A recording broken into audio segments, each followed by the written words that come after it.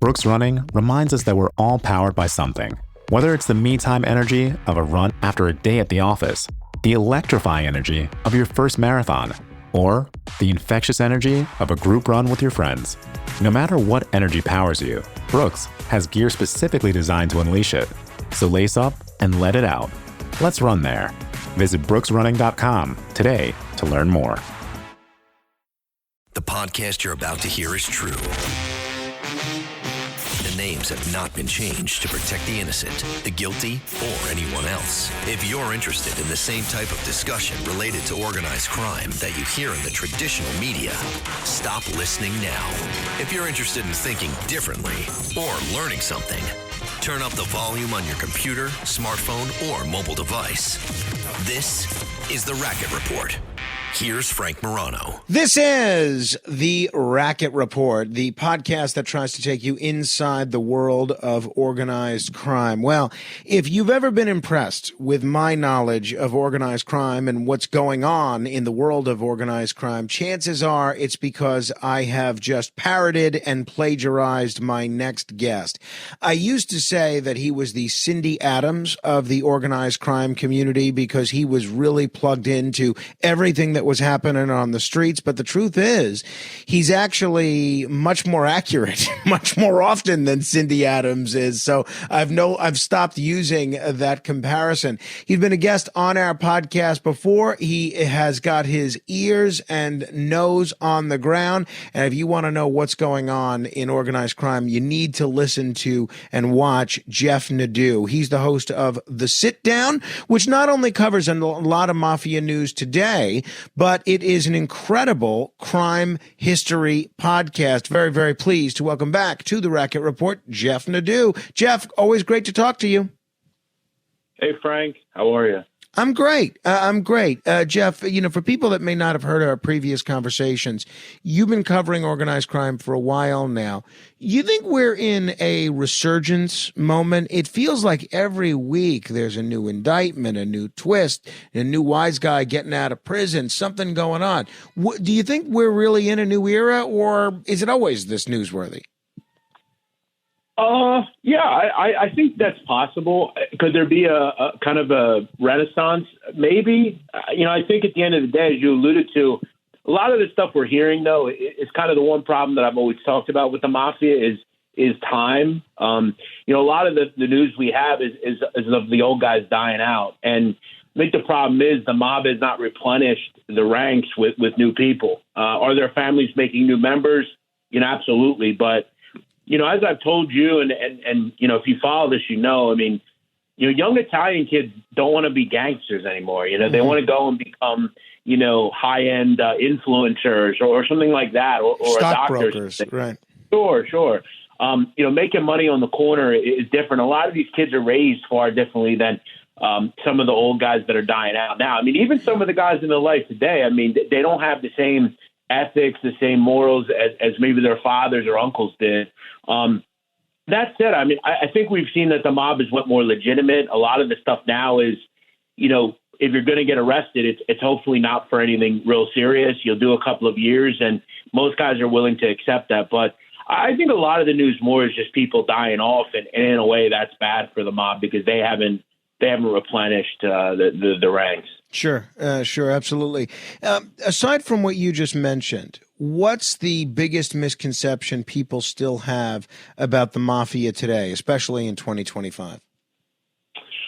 I would think that they're a powerful organization. Anytime I do a video on the mob today, most of the comments are, aren't you worried? Aren't you scared they're going to come after you? How can you do this? How can you post this stuff? And it's, I don't mean to disrespect the mob. I've never looked to do that, but they just don't have the same panache that they once had. Even back in the day, they could, send somebody to assault me or something and nothing would happen, but they just don't have that sort of ability anymore. The mob is, as I've said, neutered time and time again. They really can't cross the street the wrong way without being recognized and put into prison. So I would think the misconception is that the mafia is powerful. Look, in a neighborhood or two around New York City, yeah, there are certain streets where the mob is, and could you go into a certain coffee shop and have coffee? Probably not. But I don't. They just have no power anymore. All right, let's talk about Gene Gotti. Obviously, Gene Gotti, the brother of John Gotti Sr., a captain in the Gambino crime family, somebody that was in prison for a long time. And let's talk about your reporting that Gene Gotti is back on the streets. What's he doing? And is there an indication that he is indeed active again? Or is he trying to do what a lot of guys that get out of prison do and trying to quietly live out his retirement years? No. I've reported for months, and I'll continue to stand on these, that Gene Gotti is still very active in the life. Gene Gotti has made it clear that he is not going to just stay inside of his house. You mentioned misconception. There's a misconception that Gene Gotti is on something called lifetime parole, which one thing that must be made clear, the federal government does not have parole. Okay, they have supervised release, but there is no indication that Gene Gotti is on any restrictions at this point. Gene Gotti was recently seen at the funeral of an old wise guy, Onofrio Modica. He was holding court there. Frank, you would know better than me that if you're on supervised release, the last place you want to be is a funeral. Oh, sure. Due to the fact that there's, when you're on supervised release with the federal government, you can't associate with felons. There are plenty of felons at mob funerals, and you would be immediately, put back into prison. I think Gene probably feels that he's owed something. Gene is a guy who, as you alluded to, is around for a long time. He spent a lot of time in prison. And I will disagree with you, Frank, on one level. My kind of reporting and my look into the life has made me realize that when you're a mob guy, when you're in your 70s, 80s, you don't just come home and go to get a real job. It doesn't work like that. We've seen evidence of time and time again, guys go right back into the life, and they're seen reporting and hanging out with people and doing things, and they reoffend and go back. I think at this point, Gene Gotti has made it very clear he believes that he's owed something. And there are still a lot of people in the family in Queens and Brooklyn in that old guard that still very much respect and looked at Gene Gotti as kind of a guy that should be above them. There was some rumors that Gene Gotti may actually be the underboss of the Gambino crime family these days. Are you hearing anything about that? Well, listen, Frank, I've said for a long time, I think Gene Gotti is a decision maker at some level. Is he the underboss of this family? I don't know that we'll ever know that. This family is very secretive at this point about who the administration is. Here's what I'll say. I know who the underboss is, and it's not Gene at this point. Mm-hmm. I think Gene is probably a guy who is a high-ranking captain, maybe some sort of like consigliere type who they kind of give him and throw him a bone. If you remember a couple of years ago, one of the consigliere of this family was Mickey Boy Paradiso, and he kind of was that old school Gotti guy that the Sicilian guys respected. He threw a bone. They threw a bone to some of those Queens people and Brooklyn people, and he was put on the administration. It wouldn't surprise me if Gene's in a role like that. Gotcha. But I will tell you, and this is something that I know for a fact, the charts that you see a lot of the time are not correct. They want to keep people guessing. And do I think he's the underboss? No, but I definitely think he has some sort of power wielding at the top. No, I can absolutely understand that, and it'll be interesting to see where things go from here with respect to Gene Gotti. Speaking of Gottis, Vito Gazo has been described by you and others, well, not necessarily you, but even back in the day, as the next John Gotti in terms of charisma and in terms of reputation, in terms of influence. Now he's out of prison. Remind folks exactly who Vito Gazo is and what sort of influence he's likely to wield. Yeah, so I think a lot of people, one of the things that I know that we see time and time again, both on TV and in real life is, you remember in Frank the Sopranos, they would have the occasional episodes where a lot of the older guys or some of the up-and-comers would get out of prison after doing a long period of time, and they would kind of hash out like where those people would be. Vito Gazo is, in the 90s, probably one of the youngest up-and-comer, violent, depraved guys that really New York was dealing with at the time. Vito Gazo was the son of a made guy in the Colombo family, Vito Gazo Sr., Vito Gazo Sr. was killed, and Vito believed that members of the Colombo family were a part of it. He was kind of a one-man crime wave. He was going out trying to get, some get back for that. He actually shot up a car that he believed was responsible with the people inside that he thought killed his father. He was with a crew called the Giannini crew out of Queens. And he is kind of this guy that started getting a reputation. He was shot multiple times and survived. He was just going out and just whacking people in broad daylight, was a very lethal guy.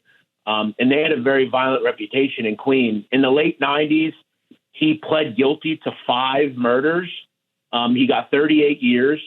And it was recently discussed that, according to the BOP, he was going to get compassionate release for, basically the thought that he's a totally different person. Now, I've heard various things, one of which he was made behind the wall. That's widely been reported. He was actually involved as well about 10 years ago in a fight at Danbury involving Albanian criminals with mob guys. Is he changed? Look, I can't be the judge of that. I'll tell you this. He's a violent guy. He's a guy whose reputation precedes him. And it'll be interesting to see. He's coming out into a crime family that's pretty beleaguered at this point, the Colombos. Where will he fit in? That's the big question. Wow. Well, it's certainly, that is the big question. And especially in the case of Gazo, he was allegedly behind multiple murders and was a feared presence in Queens for a long time. Does the release of somebody like that represent a shift in the balance of power, or is he just sort of a relic of the past? It sounds like you think it may be more the former than the latter. Well, Frank, it's funny. I usually use the word alleged a lot, but it's not even alleged. He admits to it. Well, he said on paper, I killed this guy, I killed that guy. He was very adamant about that. But I think the problem, Frank, is like we also are talking about a person that did a lot of his crimes in the late 80s into the 90s and even late 90s. It's a whole different world in New York City now, as far as people like him can't do the things they used to do, and he has to come out and completely reorient himself. And the life is totally different now. That said, I mean, what does he know how to do? Can he come out and just work a regular job? It's very hard. And we see it in all walks of life when criminals get out. It's hard to maintain a certain level of lifestyle that you were accustomed to. Can he be the same guy he was? No, because he'll go right back real quick. My thought is, he probably tries to do it straight. He's going to have to. I mean, he's going to be on supervised release. He's going to be in a halfway house. He's not going to be able to do those things. But once he's off paper, my guess is he go back to the life. But, I've heard from a lot of people, the life is way different. The Colombo family is very small at this point. Does he maybe reorder himself somewhere else? I don't know. But no, he can't be the same guy he once was. It's just not possible. PMS, pregnancy, menopause. Being a woman is a lot. Ollie supports you and yours with expert solutions for every age and life stage. They just launched 2 new products exclusively at Walmart. Period Hero combats bloat, mood swings, and more during PMS. And Balance Perimeno to support hormonal balance, mood, and metabolism during perimenopause. Grab yours at Ollie.com. Ollie! These statements have not been evaluated by the Food and Drug Administration. This product is not intended to diagnose, treat, cure, or prevent any disease. Imagine this. The best pasta sauce you have ever tasted sits abandoned on a plate. Wasted sauce. That is a tragedy. If only you had used Barilla al Bronzo pasta. Its bronze-cut texture holds your sauce and scoops up every last drop. The Italians call that scarpetta. Capture sauce the Italian way. Barilla al Bronzo. Click or tap the banner to find out more. Subtle results, still you, but with fewer lines. Botox Cosmetic, onabotulinum toxin A, is a prescription medicine used to temporarily make moderate to severe frown lines, crow's feet, and forehead lines look better in adults. Effects of Botox Cosmetic may spread hours to weeks after injection, causing serious symptoms. Alert your doctor right away as difficulty swallowing, speaking, breathing, eye problems, or muscle weakness may be a sign of a life-threatening condition. Patients with these conditions before injection are at highest risk. Don't receive Botox Cosmetic if you have a skin infection. Side effects may include allergic reactions, injection site pain, headache, eyebrow and eyelid drooping, and eyelid swelling. Allergic reactions can include rash, welts, asthma symptoms, and dizziness. Tell your doctor about medical history, muscle or nerve conditions including ALS or Lou Gehrig's disease, myasthenia gravis, or Lambert-Eaton syndrome and medications, including botulinum toxins, as these may increase the risk of serious side effects. For full safety information, visit BotoxCosmetic.com or call 877-351-0300. See for yourself at BotoxCosmetic.com. This message comes from Greenlight. Ready to start talking to your kids about financial literacy? Meet Greenlight, the debit card and money app that teaches kids and teens how to earn, save, spend wisely, and invest with your guardrails in place. With Greenlight, you can send money to kids quickly, set up chores, automate allowance, and keep an eye on your kids' spending with real-time notifications. Join millions of parents and kids building healthy financial habits together on Greenlight. Get started risk-free at greenlight.com/Spotify. Lastly, on the Vito Gazo subject, could he actually be, keeping in mind what you said that he's on paper, could he be a unifier among some of the splintered New York crews? That's a good question. I think, like I recently did a video on the Colombo crime family, and like they're at this point, Frank, like I would say, as far as like money makers that are very active, I would say there could be 20, 30 guys. I mean, it's just not very many. And, who does he even know in this family at this point? A lot of his involvement was with the Murano crime family. He was made under a guy, Fat Patty Catalano, who has long since passed away. His father, died, decades ago. So I wonder, when it comes to the Colombo family, who does he really even know at this point? Throw in the fact that a lot of their administration's in prison right now. And a lot of the Colombos were always Brooklyn people. Vito wasn't a Brooklyn guy. He was a Queens guy, and he was, with others. So I don't even know who he knows. As far as unifiers, I'm not really sure that he would be. Throw in the fact that the crew that he was in, the Giannini crew, some of those people are now Bonanno-made members. Would it surprise me if he's like transferred? Maybe, but that's not normal. That doesn't happen generally with made guys. That's normally associates, but I guess we'll see. Could he bridge the gap between the Colombos and Bonanos? Maybe. It's going to be very interesting to see what happens with him. I don't want to repeat everything that I said about Gotti, but yeah, makes sense. Let's talk about this recent Lucchese bust in New Jersey, the poker clubs, the online betting ring, the shell corporations. What stands out to you the most about this case in New Jersey? We'll get into the politician that's involved in it, but aside from his involvement, what do you make of this Lucchese bust? Well, I think what we're seeing is the last of the indictments involving the mob in America. I mean, this is what we're doing at this point if you're the government. And if you notice, if we look at the last two indictments involving the Gambino and this one involving the Lucchese's, it's not the feds that are bringing these indictments, Frank. Right. It's the state of New Jersey. It's the state of New York. From what I'm learning, it seems as if the federal government is moving on to more important business at this point. I just don't think they're putting the same thing into organized crime at this point. Look, if a case is presented, they'll I'm sure, bring it if it means some pleas and some serious crimes. But, these cases just aren't that big anymore. No one really cares in the end about gambling. I think the states care because it's taking away from their legalized gambling that they're getting from casinos and sports books. And these are easy indictments. Gambling is the lifeblood of the mafia still. But I think in large part, if you go to any city in New Jersey and you ask 20 people, is this something that you care about? Is this something that you think should be what the government concerns themselves with? I would say 18 probably say no. I think they should worry about, drug dealers and violent criminals. So I think these are popcorn headline cases, as they say. You can put the words mafia and organized crime and tie it to the Sopranos and all that sort of thing. But does it really get you much?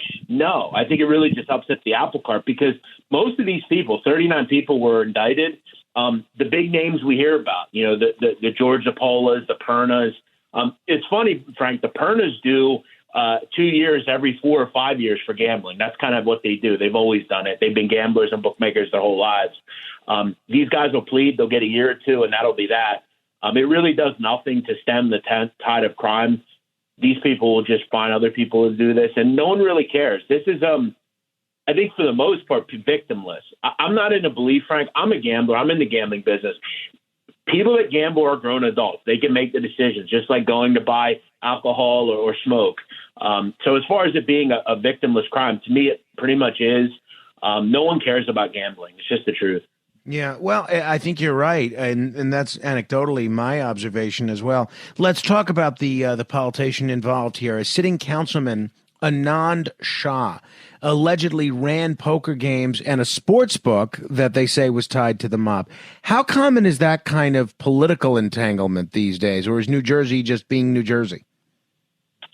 I can't ever remember. I mean, it's been a while. As far as like you'll see like councilmen and even like there were in the 80s there were thoughts of like people in certain administrations in politics that had like corruption concerns, but I've never seen a sitting politician involved in a like bookmaking opera. I've never seen that before. And from what I'm reading, like the guy basically had people running, and he was objectively running sports books and like bookmaking websites, the poker games, which is pretty crazy. I've never seen that before. So yeah, no, it's not common in terms of like, doing actual bookmaking and extortion and stuff. Look, are people corrupt? Yeah, but I've never seen no one doing it directly. In terms of this Lucchese situation, the scale of the gambling operation, millions in profits, multiple locations. You think this bust was just the tip of the iceberg, or you think there's more here? I think there's always going to be, there'll be a superseding indictment or something. I have no way of knowing that. But when you really look at it, and I'm just being frank, I mean, $3 million over 3 years isn't really that much. I mean, I know gamblers that bet $50,000, $100,000 a game. I mean, is it high? Yeah. Is it going to be something that people care about? Yeah. But in the grand scheme of things, I mean, if you bust one of these, I mean, again, someone's going to come right in and fill the void. I mean, Frank, at the end of the day, like if I'm not saying you, but let's say you have a friend that hosts poker games, right? I mean, what are you really doing? Are they really doing that these people aren't doing? I mean, I guess they'll take a rake, but I mean, outside of that, the reason why this is illegal is because they're not getting taxable income. But I guess I'll step up and say, well, what if they made it, what if this was taxable income and this was on, like, people host games, they make it taxable income. What's illegal about it? I guess outside of that, no, I don't know. Is there something bigger? No, I mean, unless there's violent crimes, like I just don't, which the mob isn't doing. We see it in Philadelphia. I mean, there was like 5 unsolved homicides from the 90s involving the mob. But until someone steps up and talks about them, you're not going to have really anything that comes. I think the federal government's kind of washed their hands of this, and their superiors are saying, don't bring us any more gambling and loan sharking cases. We don't want to deal with it. We don't care about putting old people in prison. And that's another thing we're not even talking about. Are these people, should we be paying for them in prison? I mean, what are we doing with that? Yeah, no. I mean, I talk about this all the time. The old mob myth was keep it quiet, keep it clean. These guys were allegedly in this Lucchese situation involved in retail theft from Home Depot. What does that tell you about how today's mob operates? Well, I wouldn't say that. I remember seeing that years ago. Like there was a guy at New Jersey. He was a Gambino guy, Charles Mucci Grosso. He was with Robert Bisaccia's crew out of New Jersey. He had a guy that was in Home Depot. They were changing up like sales tags and stuff, and he was getting all this stuff run through. So it's not necessarily like they're going in and stealing stuff, but look, the mob's going to do what they have to do. I remember a story I heard from Jack Garcia years ago that when he was with Greg DePalma, Gambino captain, they would just walk down the street in Manhattan and he would just steal stuff from like carts and stuff. And Jack said to him at one point, like, there's just like little kids, and he goes, I just can't stop. I'm addicted to steal. Like that's what I do. Like, and I think these guys are they take what they want. They don't really think much about it, and no crime is really off limits. That's why I've always had kind of a wonder as to why, like, some of them will say we don't sell drugs, and it's like, so you'll steal from charities, you'll kill people, but you won't sell drugs. It's kind of weird to me, but no, I don't think anything's off limits nowadays. John A. Light, the mob turncoat who was a mob associate and has made a career out of it ever since. I actually met him for the first time about a month ago. I was invited to this Albanian iftar event in Staten Island. It was quite a scene meeting him for the first time, and I had to warn all my politician friends that were at that event, don't let yourself get a picture with that guy in case you don't know who that guy is. But here's a guy who did time for multiple murder conspiracies, and because he testified against John Gotti Jr. and others, is now is out of prison, and amazingly, he's now a councilman in Englishtown, New Jersey, which is beyond laughable to me. Is this John A. Light redemption as much a joke to you as it is to me? Well, look, I will say, Frank, I'm sure as you know, I don't have the greatest history with John A. Light. Mm-hmm. He's not a big fan of mine. But I said on my own show, I think if one thing I've noticed with some of these guys, I've seen it with Sammy Gravana. Now with him, I don't buy it. But, with John A. Light, I really do think in terms of, I think John A. Light looked at his whole life and said, I've done nothing but bad my entire life. I had a daughter who died recently. Maybe I could try to do some good in life. Do I buy it? I don't know, but who am I to judge him? Yeah, that's true. Same here. We've all done things that we're not proud of. I think if he can, save a child or two, good for him. Like I said, I'll believe it when I see it. I think people see it and they hear, wow, this is a bad guy. He was a bad guy, but I also will liken it to this, Frank. I mean, how many bad politicians are there? How many criminal politicians are there? We just talked about one. I think, in terms of, I have more of an issue with the mayor of this area. From what I understand, he's definitely been behaving a little bit crazy. I've read into some things about he's really just, kind of only bringing in people that are subservient to him and buying into what he buys into. And people are running for the hills in his administration. It's a small town. It's not big. Maybe John could do some good with a kid or two or something. I don't know. I would have more of an issue with the mayor of the town, from what I've understood. Yeah. But so do the other elected officials, because a whole bunch of them seem to have resigned in protest. What about John A. Light's line that every aspect of the street is like government, so he's uniquely qualified to serve? What do you make of that, Jeff? Yeah, I don't disagree with it. I think, John does have an interesting past with understanding street politics. If he can also understand the government. I mean, I've always said anybody that knows street politics and kind of book smart politics, you could be very successful. I mean, you have to kind of understand how, that all works. And a lot of the business, I know you had R.J. Roger on a couple of months ago. And yeah, he was great. A lot of the book that he wrote about, the bosses of families, how a lot of it you can take to the business world, and it works perfectly in that world. So I think if you look at it philosophically, yeah, I mean, he does know a lot about some of the things that you have to do to be successful as a politician. And a lot of that is, again, not ethical, I guess you could say, but you got to do what you have to do. I mean, you look at police, Frank. I mean, to be a successful cop, to be a cop that moves up in the world, you've got to do and cut corners. You got to do what you have to do. And, it's not easy, but someone has to do it.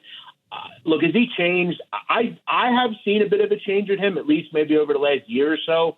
He hasn't really been on the internet. He hasn't really been involved in some of the things he once was. And, good for him if he's actively trying to change.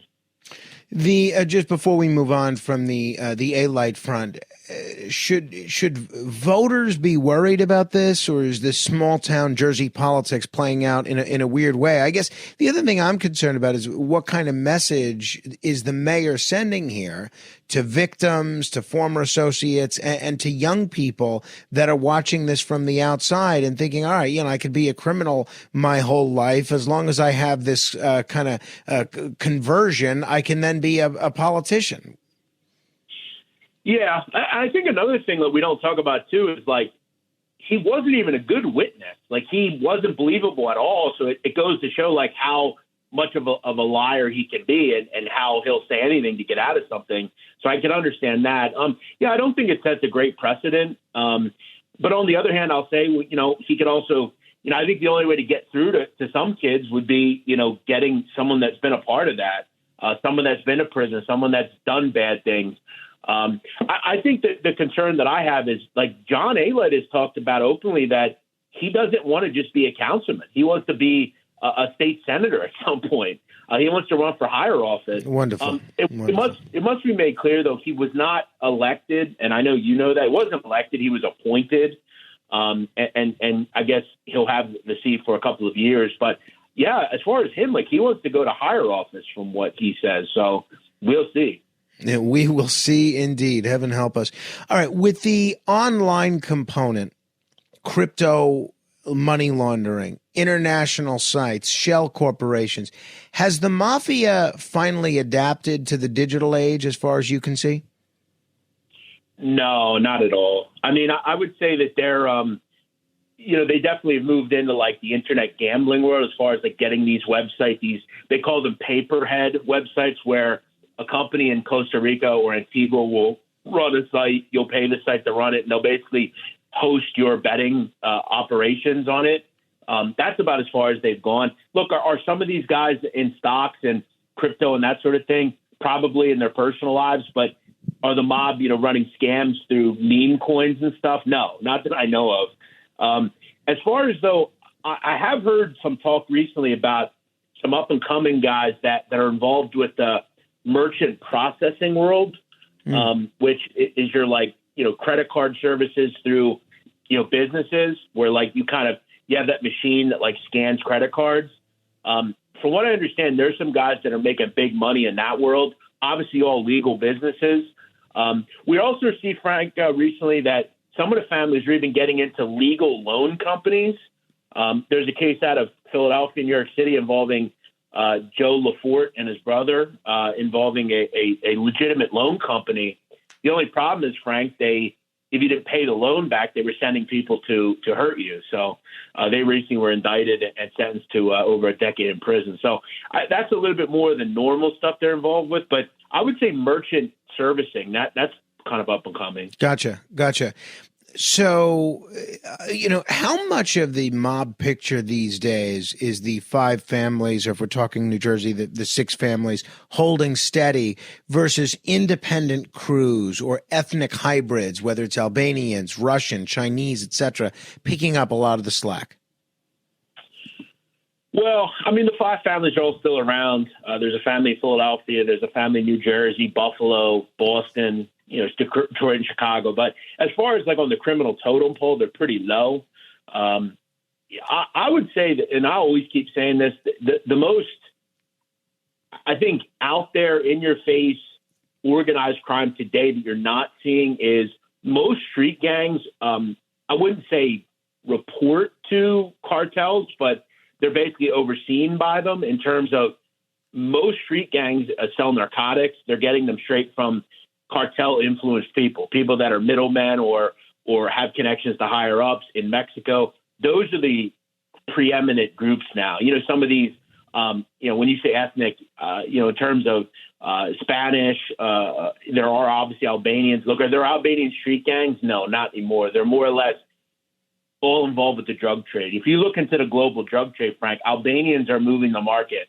A lot of them are being put in Ecuador, Colombia. They have people in Italy, all over the place. These are the people that are moving and shaking and moving large amounts of narcotics from the Middle East to South America to Europe to America. So that's more of what we see with organized crime now. It's not your street corner stuff anymore. Those people are kind of the lowest totem pole people. And the mafia are probably even below those people.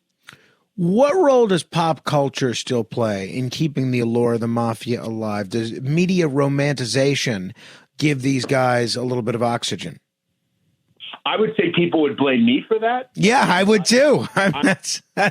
You tell me. I'm probably the one guy that still is pushing this stuff. I've over the last month or two on Instagram, I think I've gained 60,000 followers just for posting stuff about the mob. And I think I'm one of the people still keeping it alive. I think largely, though, Hollywood and TV has kind of moved on from it. I mean, every once in a while you'll see, a Gotti story for the 6,000th time on Netflix or, or a film, but it seems like Hollywood's really moved away from it, if you will. And they're more interested in some of the street corner stuff, with different, ethnic groups. But yeah, I don't know that we'll see many more mob films unless someone resuscitates it, maybe brings a show. I have some ideas that I think people would be interested in. But no, it seems like Hollywood has kind of moved on, and we have this thought. The people, it's funny, Frank, Italians on TikTok now are like influencers. They're out eating food and doing things in the street. They're not gangsters. We off? 30 seconds of carefree bliss. Oof, like wind in your hair carefree. Oh, like using Clorox disinfecting all-purpose cleaner in the home carefree. Yes. Like dog slobbing on the coffee table and cleaning it with Clorox carefree. He's on a roll now. Spit toothpaste on the faucet. You got it. You got it. Peanut butter on the light switch. Oh, spritz, spritz. Spritz, spritz. Clorox, man. Clean feels good. Okay, we're back. Use as directed. Americans love using their credit cards, the most secure and hassle-free way to pay. But D.C. politicians want to change that with the Durbin-Marshall credit card bill. This bill lets corporate megastores pick how your credit card is processed, allowing them to use untested payment networks that jeopardize your data security and rewards. Corporate megastores will make more money, and you pay the price. Tell Congress to guard your card, because Americans lose when politicians choose. Learn more at guardyourcard.com. With all of the names in today's mob world, Gazo, Zappola, Perna, even A-Light, who should we be keeping a close eye on for the next year? I would say the Gambino crime family. I think you're starting to see some interesting, I'm not going to say cracks, but I wonder how there's two factions to me in the Gambino family. There's the Sicilian-based group, which is led by your Meninos, your Cefalus. They all came up in Brooklyn. And then there's the Queens faction and the old guard, the Gene Gotti, the Nicky Carrazzos, the Tommy Sasanos, the Cacciapolis. And then in terms of that group, Carrazzo and Gotti have never seen eye to eye over the years. That's always been kind of a thought. So there's kind of a little different factions kind of finding their way. Do I think we see, we're not going to see, the Colombo War or something, but there is some interest in kind of who grabs power. We're also seeing some of the younger guys that have come under Menino, the Camposes, the Louis Bo Filippellis, the Frank Camusos. They're kind of just behind the scenes making money. And the Gambino crime family is still very much making money. There's a lot of people in this family that are kicking up a lot of dough over the next years. And you wonder, will that eventually get to the top? George Zappola, by the way, Frank, a lot of people believe he is the boss in waiting in the Lucchese family, right?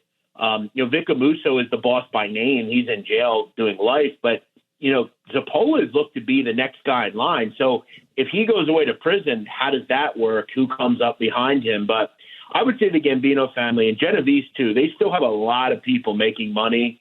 Will that ever trick up to the top of the family? We'll see. We will indeed. Lastly, Jeff, before we run out of time, if you had to make a bold prediction about organized crime and the mafia in 2025, what would it be? Wow. I hate to be boring, Frank, but I'll say, maybe we see another federal indictment involving one of these times, but I really don't know. There's very little now. I think you'll see. I'll say this. I think we'll see more with Gene Gotti. He'll make a bold. He'll make some bolder moves, and we'll see him maybe make some waves in the family. But there's not a ton going on. I think that's just a thought. These guys are making money. They want to be off the radar. Frank, if I told you the calls I get on a daily basis of this individual wants you to take this video down. He respects what you do, but he doesn't want to be looked at in that light. It's pretty unbelievable. They care about what I'm doing as opposed to what they're doing. So I don't mean to be boring, but I just don't know that we're going to see. We're not going to see an Albert Anastasia like hit or something like that. The biggest news we're hearing, Frank, right now is stuff like Joey Molino opens up a cheesesteak spot. Like that's the kind of stuff we're hearing now. All right, Jeff Nadu, we're going to have to leave it there. I hope people check out the Sitdown. I learn a lot from it. I'm a subscriber on YouTube. People can absolutely check it out anytime. Thank you, Jeff. Thanks as always, Frank. I appreciate it. If you want to comment on any portion of our discussion, you can email me. My email is frank.morano@wabcradio.com. That's frank.morano@wabcradio.com. If you stumbled upon this podcast on social media somehow, please be so good as to subscribe on iTunes, Spotify, any podcast app. Just search The Racket Report. Hit the subscribe button. If you're already a subscriber, please do us a favor and leave us a nice 5-star review and a nice comment on iTunes. That really helps spread the visibility of the show. Until the next time we meet in cyberspace, I'll see you on the radio.